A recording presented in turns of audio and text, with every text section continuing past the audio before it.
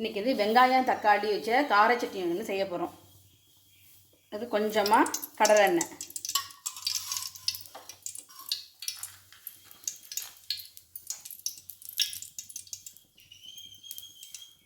எண்ணெய் காஞ்சதும் பெருங்காயம்,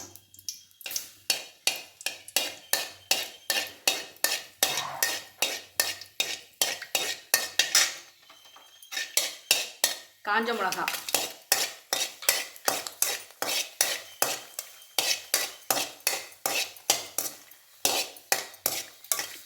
இதை வதக்கி எடுத்து வச்சுக்கணும். இதே எண்ணெயில் ஒரு பெல்லாரி, ஒரு பெரிய வெங்காயம் சும்மா ரஃப்பாக அரிஞ்சு வச்சுக்கலாம். ஏன்னா நம்ம வதக்க தானே போகிறோம், வதக்கி அரைக்க தானே போகிறோம். இது நல்லா சவக்க வதக்கணும்.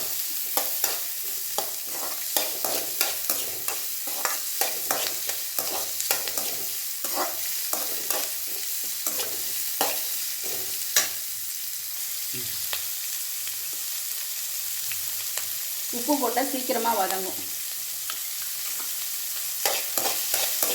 வெங்காயம் வதங்கினா போதும்.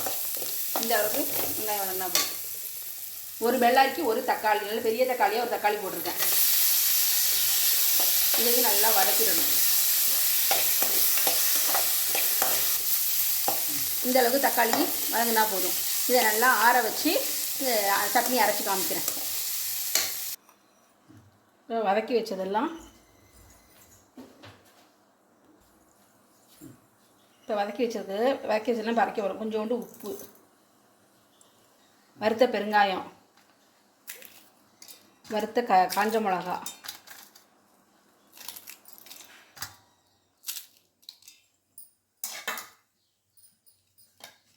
வதக்கின தக்காளி வெங்காயம்,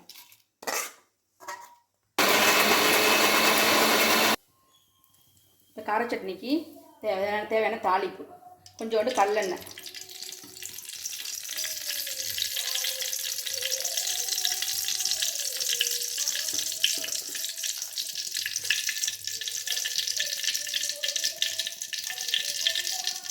எண்ணெய் காஞ்சிருச்சு, கடுகு,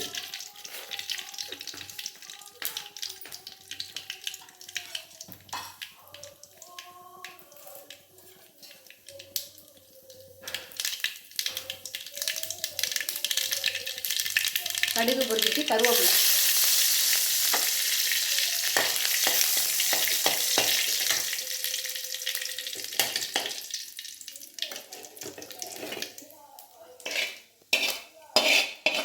இதை சட்னியில் போட்டு வேண்டியதான். இது இட்லி, தோசை, பொங்கல் எல்லாத்துக்குமே தொட்டுக்கலாம். அந்த கார சட்னி ரொம்ப அருமையாக இருக்கும். நாங்கள் இன்றைக்கி பொங்கலுக்கு தொட்டுட்டு போனோம். அதை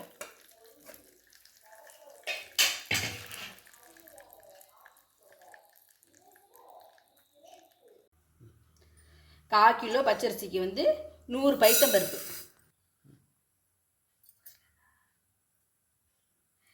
இன்றைக்கி வெண்பொங்கல் செய்ய போகிறோம். அதுக்கு கால் கிலோ பச்சரிசிக்கு 100 கிராம் பச்சை பயிரை லேசாக சும்மா வாசனை வர வரைக்கும் வறுக்கணும். ரொம்ப சவக்க வறுக்கக்கூடாது, லேசாக வாசனை வர வரைக்கும் வறுக்கணும்.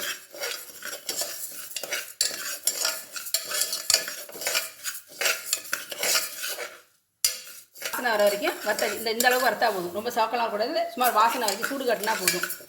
அதுலேயே அந்த பச்சரிசி சும்மா லேசாக ஒரு சூடு, லேசாக ஒரு வதக்கிட்டு நான் போய் அலசிட்டு காமிக்கிறேன். இது காப்படிங்கிறதுனால எப்போயுமே பொங்கலுக்கு நம்ம சாதத்துக்கு எப்படி 1க்கு 3 ஊற்றுவோம். ஆனால் பொங்கலுக்குன்னா 1க்கு 4 தண்ணி ஊற்றணும். இப்போ நான் காப்படி போட்டிருக்கிறதுனால காப்படி சுண்டால் 4 இது தண்ணி ஊற்ற போகிறேன். 1 2 3 4 தண்ணி. பொங்கலுக்கு தேவையான கல்லுப்பு,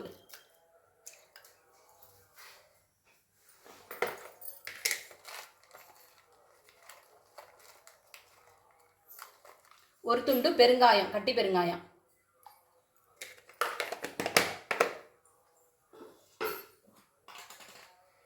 கொஞ்சோண்டு நெய், அவ்வளவுதான். இதை மூடி வச்சுட்டு ஒரு 3 விசில் வந்ததும் நான் திறந்து காமிக்கிறேன் அடுத்து என்ன தாளிக்கணும்னு.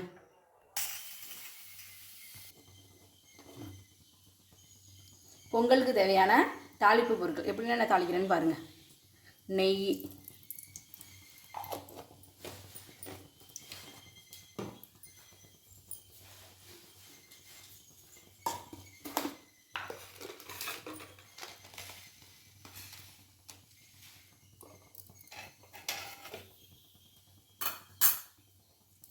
ஜீரகம்,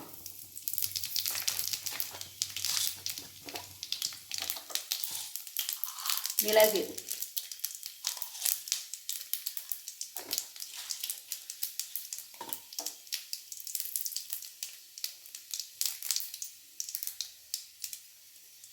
கருவேப்பிலை,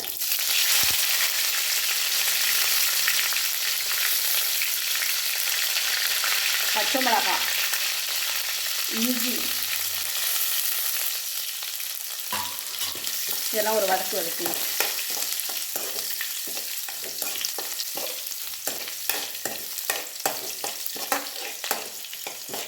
முந்திரி பருப்பு, நல்லா முந்திரி பருப்பு வறுத்துடணும்.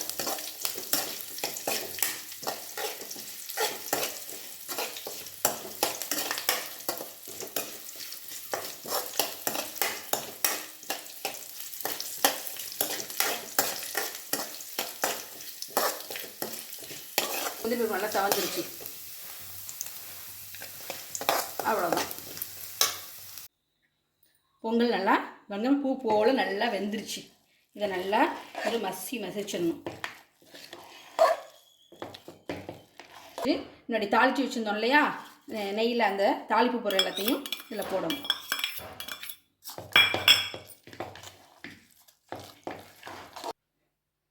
இப்போ செஞ்ச நம்ம வெண்பொங்கலுக்கு இந்த கார சட்னியை தொட்டு சாப்பிட்டு பாருங்கள், ரொம்ப அருமையாக இருக்கும்.